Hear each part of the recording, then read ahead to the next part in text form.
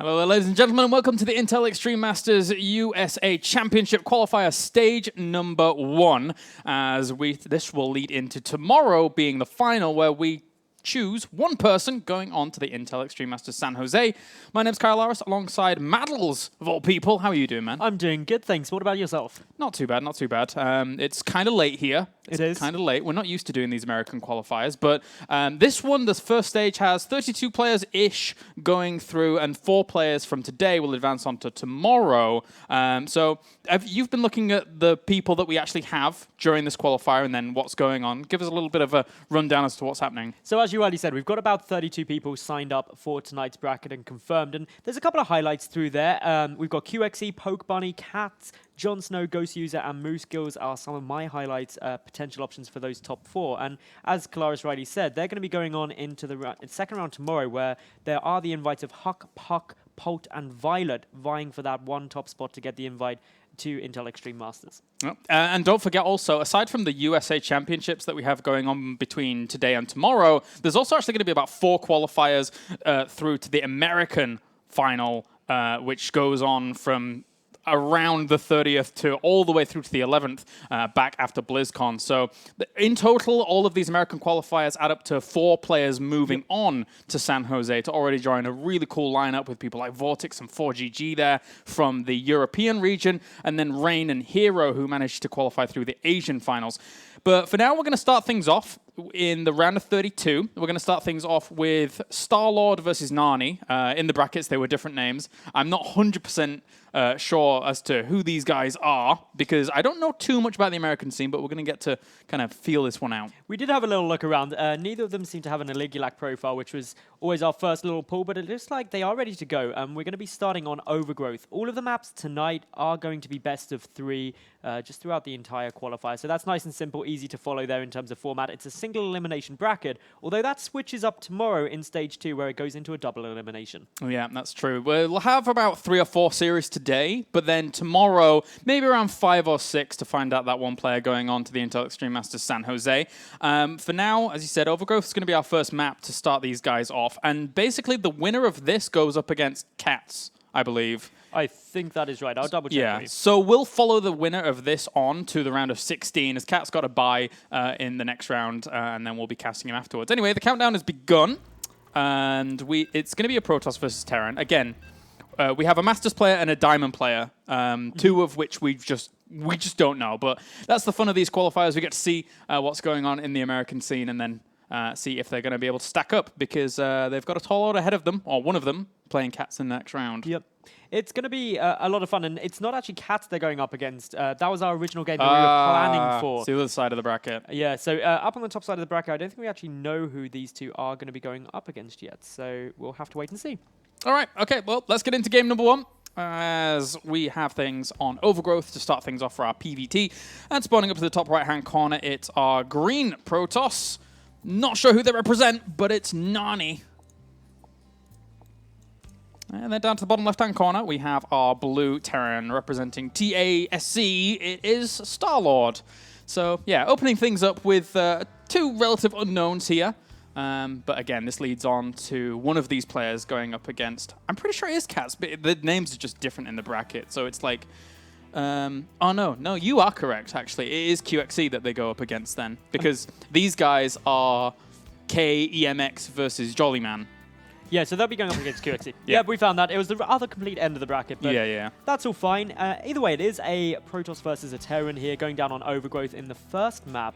And what kind of things are you expecting to get out of this, Kalaris, just for game number 1 of 2 people who may not necessarily know each other? I can't remember who the Masters player was. I guess Starlord was the Masters player. I believe he was. Yeah, so I won't be surprised in something just like a repro opening to keep an eye on his opponent. I don't see any reason for Starlord against a Diamond player at this point to take too much risk. So just opening up with a gas like this and getting a repro over there, keeping an eye on what his opponent's doing, is probably just the best course of action.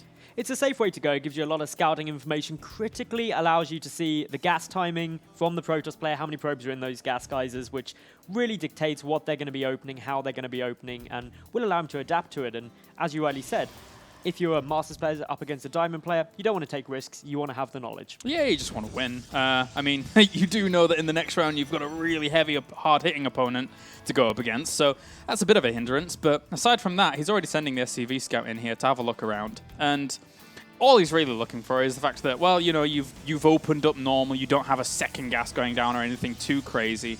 And the Reaper follow-up could help out a lot. But also the SCV has the dual functionality of even going down, blocking the natural with an engineering bay if he wants to really be irritating. Of course, that Reaper alone will be a little bit annoying, at least until the Mothership Core or Stalker comes out. And again, it's going to be a question of control. In these sort of slightly potentially mixed up matches where you've got a Diamond versus a Master, you may be seeing some Reaper kills on the probes. It's unlikely, but certainly a possibility. But just as predicted, Engineering Bay block is coming on down here. And we may be getting first blood.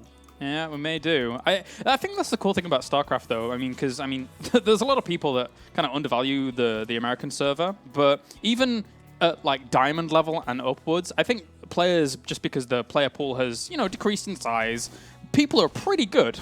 So, I mean, as you can see, Narni, being the Diamond player that he is, scouted out this engineering bay pretty quickly with a probe, making sure that he knew what was going on, and didn't cancel his Zealot to make sure that he could kill this off pretty fast. And his Mothership Core is coming out at a good time as well, so this Reaper shouldn't be too much of a problem in the end. He could have actually kept the Zealot on the engineering bay to make this a bit easier for the Zealot, but oh well.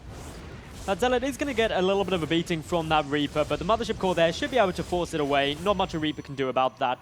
Importantly, if we look, there's still only the single gas for Narni, so nothing crazy going on there. It's something which Starlord will want to get that Reaper up into the main to get a little scout on, because that is the big question about what's coming down, but just some fancy footwork and a bit of jetpacking keeps it alive for now. Second barracks is coming in as well here for Starlord, who is actually cutting a lot of gas to just actually have the 3 barracks opener off the back of this command center. And Narni now with the Nexus on the way. But again, that could have been a little bit, I'm just nitpicking here, but that could have been a little bit quicker. The Zealot could have been on that for a while. But hey, Narni already getting a little bit funky. Tries to goes for the Twilight Council to start things off. Normal, obviously, being the Robo facility, but may look for, I mean, there's options, right? There's the Blink defense if you want to really be hunkered down, but against the 3 barracks opener, it's not as amazing because obviously there's not really any medevacs to deal with. So there are options here. Could even get aggressive with it. He could get aggressive with it. It would depend a lot on how much of a commitment there is, but importantly, this Reaper now coming up is going to be able to sneak past the Stalker. And the Mothership Core, unfortunately, just going the wrong way. This is going to be a guaranteed scout now for Starlord. And this is the information he so desperately needs. Yeah, that's really, really nice. Sees 3 gateways. Actually, it's cool behind Narni to throw the 3 gateways that are usually normal, but all in 3 different locations. So if the Reaper hadn't got in and the scanner had gone down, maybe he wouldn't have seen as much as he would have liked to have. But the Reaper Scout was good. Twilight Council has been spotted, so now preparations are happening for Starlord, with extra Marauder being maybe added into the mix, but it's just a concussive shells opener, so I think Starlord might just get aggressive here and try and catch out those first couple of units. And this can be very potent. That concussive shell upgrade finishes up ever so quickly, allows you to just get across the map. If any of the Stalkers were being preemptively aggressive, trying to gain map control, take the watchtowers, etc., they could be picked off very easily, and that would give a lot of momentum to Starlord.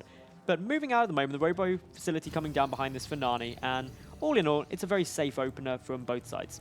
Yeah, it's just important that Narni doesn't get any units caught out. And by the looks of things, with how they're positioned, it shouldn't do at all. This Reaper is even still alive and is going to poke around and get some information before this army pokes in itself. But he sees that there is no army at the front. The majority of it's all on the high ground, so trying to get maybe a few probes here. The Mothership Core's way out of position, so Photon Overcharge is not available right now. Already Starlord focusing down a couple of those probes. Going for the guaranteed damage. May get a Stalker with the concussive shell. That is a very nice pickoff. Now Photon Overcharge is triggered, but this is a lot of workers being killed already. Geez. 12 workers lost. That's got a sting, and he's even transferring a few more down there as well. Ouch. Okay, 14 go down to start things off. Yeah, Blink's there, but it's not really holding him intact just yet. So that was a really good poke out for Starlord. He realized in the end his opponent's army is way out of position. So was his Mothership Core. Photon Overcharge a little bit too late there for Narni. And he paid the price. That was a lot of workers killed. He's at 23 to 38. Yeah, it was in total 15 worker kills there. So definitely worthwhile for Starlord, who even lost less resources despite losing all of that little push across the map. And with the additional barracks, the 3 barracks opening, he's going to be able to resupply those units quickly, just in case throwing down 2 bunkers, and that's a wise move in case there was a big follow-up coming But all in all, Starlord's in a very comfortable position now and is really dictating the pace of this first game.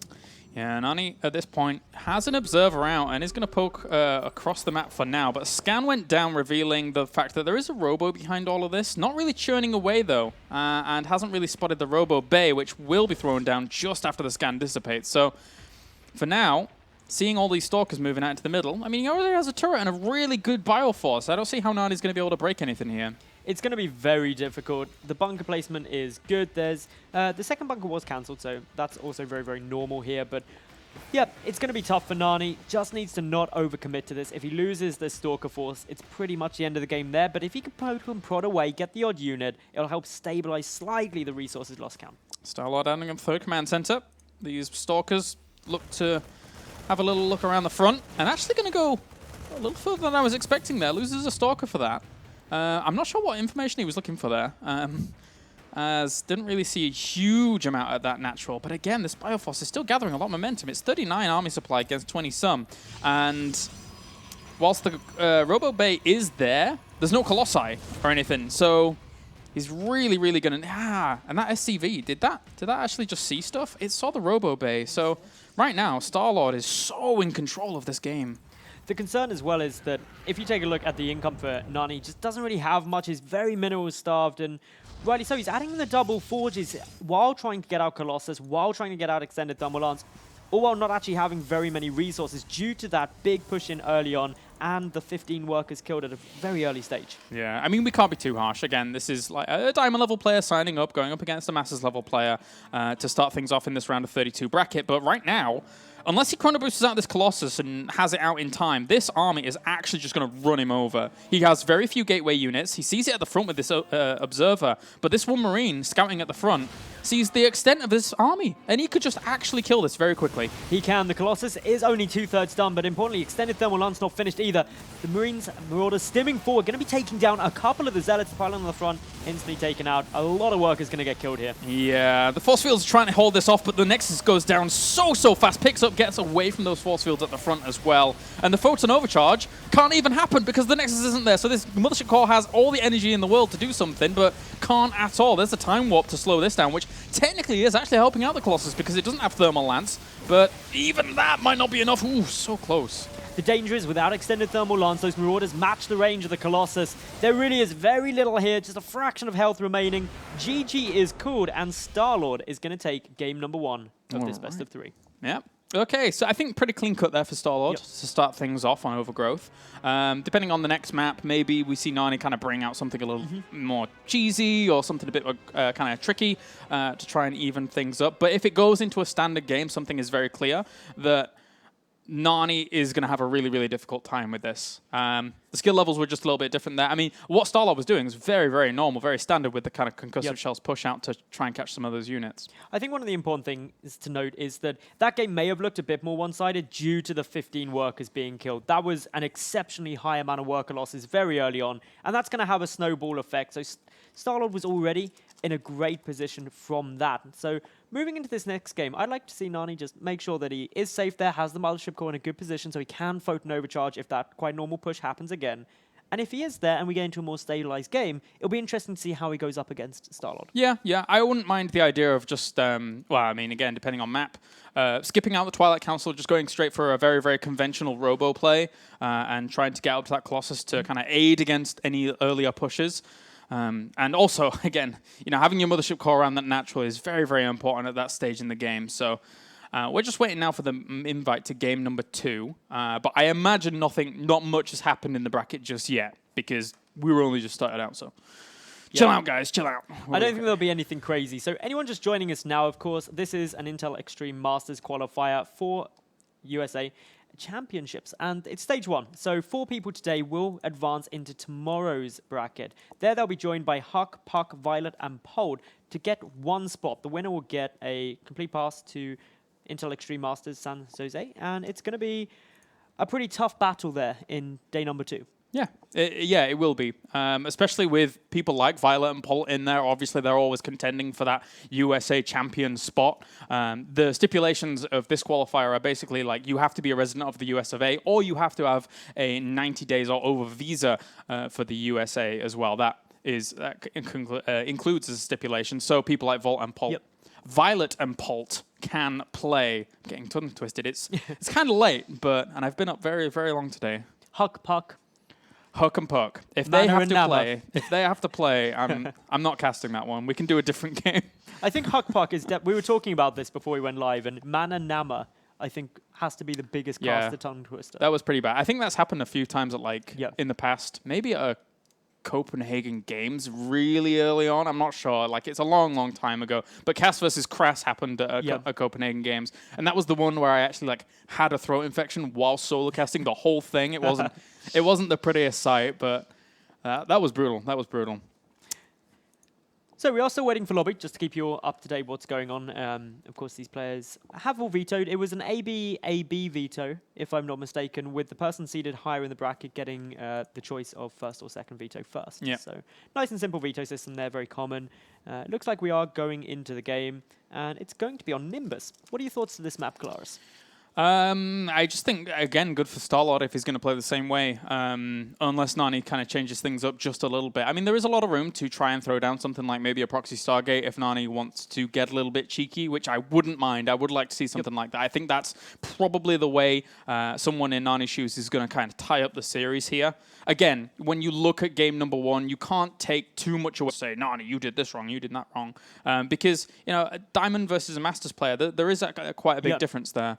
So, just some little things fine-tuned in Narni's build would leave him in really, really good stead. Like, again, just a robo and making sure that you're not taking as much damage to that concussive push. I think one of the things which was quite evident in Narni's play is that he did actually have a build there, and you could see when he got into the later stages, it just didn't adapt to the fact that he lost the 15 workers early on. He had the double forge down and trying to get Colossus out and extended thermal lance with no money, and that's where it gets a little bit of a problem. But we are in game, so if we jump straight to it now, take it away with the introductions. Sounds good. Sounds good. All right, spawning up to the top right-hand corner. Currently 1 game down in this series. It is Narni, our green Protoss.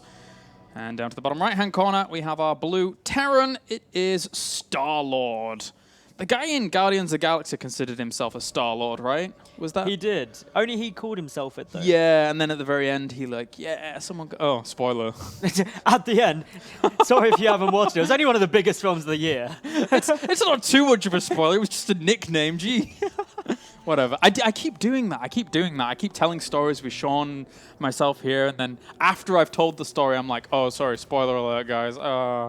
I'm really bad at that. See, obviously, because I'm away for a week, I'm not going to be caught up with various shows like The Walking Dead. If anyone tweets me Walking Dead spoilers... Why would you say this right now on... I know, why would I say it? I'm just going to ignore Twitter, basically. Anyway, in terms of opening, nothing too crazy going on yet. Ooh, Gas first, as I say that. Yeah. Okay. I'm a little bit surprised by the idea of really gas first here. There are a lot of options here for Starlord to do. I'm under the impression he may just go for something like a drop play. Of course, he can go into Banshee, but Banshee against Protoss is kind of rare nowadays. So I'm expecting some kind of drop pressure maybe from Starlord in this first game. I'd say drop pressure's a lot more likely. Mine drops can, of course, be very, very irritating. Otherwise, early very scout coming down from Narni. So he wants to get a good idea what Starlord's doing. But again, we see Starlord coming out with that SCV, which was used effectively in game number 1, got good scouting information, but also went for the engineering bay block on the natural base. It's a little bit sad for Narni in this game, unfortunately scouting the wrong direction, while Starlord gets the right scout. Even this probe is chilling out here. I wonder why it was... Oh, okay, dancing just for a little bit to throw down the cybernetics core, but at least Starlord spots his opponent first and sees pretty much exactly the same build from the last game. So, just going to chill out and really not do a whole lot. But Narni, this is your opportunity. Well, actually, no, it's not, because you don't have a second guess. I would love to see something a little bit more aggressive from Narni to just try and eke out the win. Meanwhile, over on Starlord's side, we do have the factory coming on out, so this is going along a very normal tech path with the gas first opening. A couple of Marines going to be pumped. The big interesting thing will be what comes out of that factory, whether we're going to get some Widow Mines, whether we're going to get a couple of Hellions. You know, between the game, I think Starlord was he was busy and in a game. I'm under the impression he may have been watching a replay and saw his opponent's opener. So if this is Widow Mine drop, to me it makes a lot of sense because he saw the lack of a robo early on in game number 1. So that's certainly a good option for Starlord if he kind of twigged onto that in the first game. And on a map like this, because of the way they've actually spawned, it's even more likely that Narni might feel pressured into going for a blink. Oh, wait. Oh, okay, then. If you want to go Hellbirth, you can go Hellbirth, I guess. So that might be a thing as well.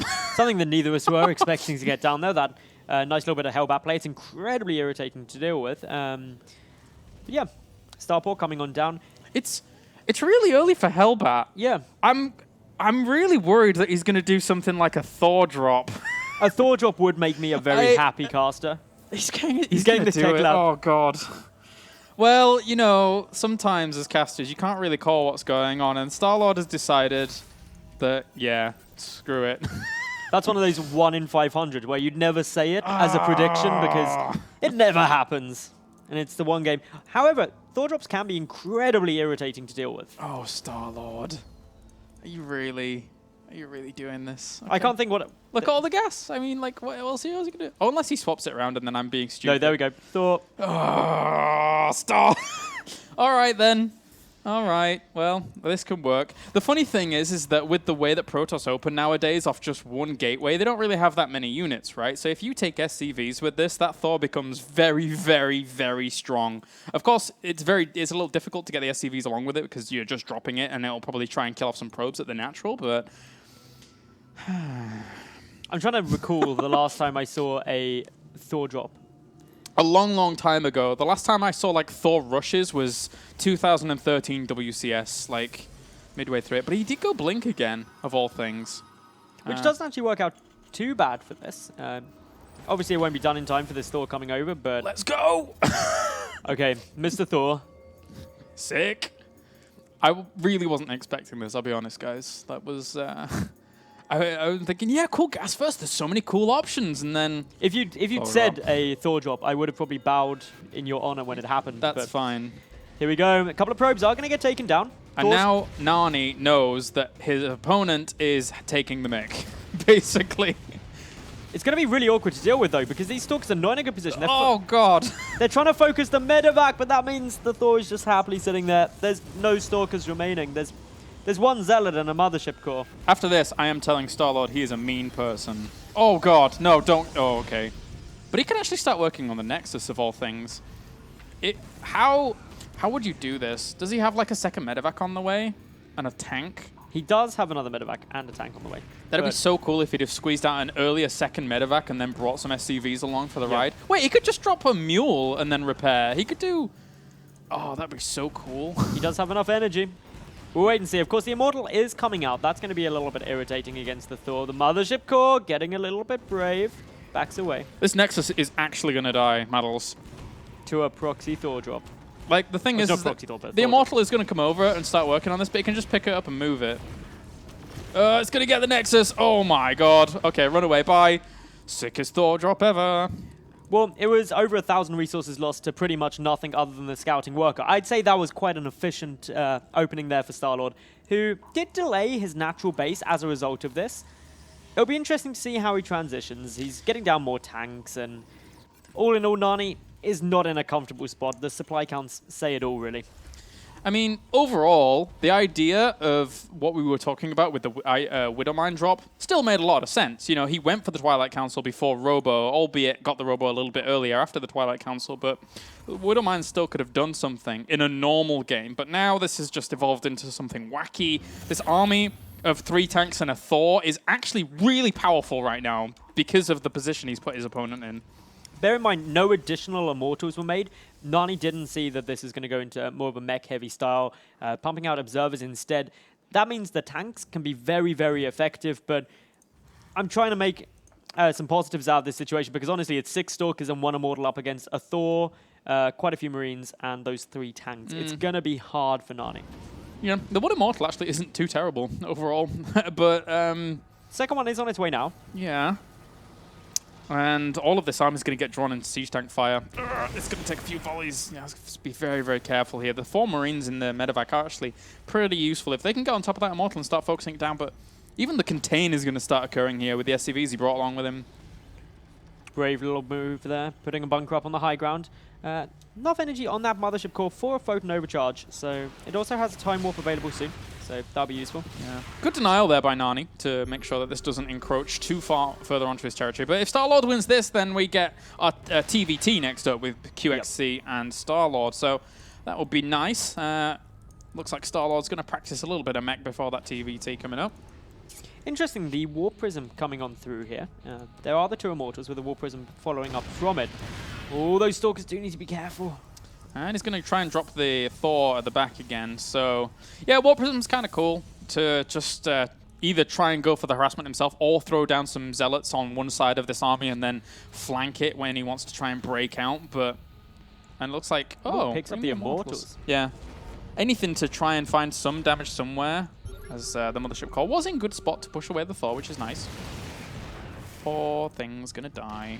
Okay, Links with down. the scan coming down, this could be a very obvious time when the Immortals aren't there. These two Zealots suiciding a little, trying to help out those Stalkers from the back, but they're all getting taken down. That's a bit of a problem. Time Warp trying to come on through. There's the Immortals being dropped on top of the bunker, but good damage coming down. One already taken out. The second Immortal shields are now completely destroyed, and 3 siege tanks doing great work. A nice little try here by Narni to try and break out. GG, well played. Starlord takes the series 2-0 and will be advancing on to the round of 16 to play against QXC. And of course, that's going to be a great TvT. And TvT, one of my favorite matchups, the strategicness of it, the pace of it now as well, can get very, very frantic. And I'm excited to see how Starlord's going to do, because if we are honest, there was a Masters player up against a Diamond player. It's going to be interesting to see how Starlord deals with someone of QXC's caliber.